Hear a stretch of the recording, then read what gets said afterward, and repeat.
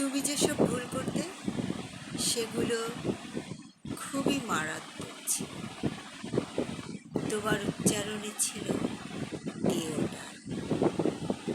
কিছু কিছু শব্দ করতে ভুল উচ্চারণ। প্রমথ চৌধুরীকে তুমি বলতে প্রথম চৌধুরী।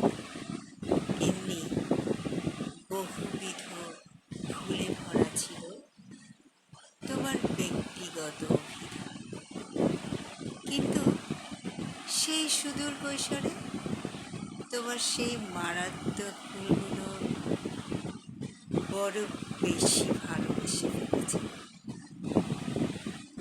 বেশ শান্ত, হাবাগোবা গোছে, লাজুক আর অবনত মুখী হয়েছিলে তুমি। 20 বছর পর তোমার বক্তৃতা শুনল। বিষয় নারী স্বাধীনতা। সুন্দর, স্পষ্ট আর জোরালো ভঙ্গিতে তুমি তোমার বক্তব্য রাখলে যে শুনে অবাক আর ব্যথিত।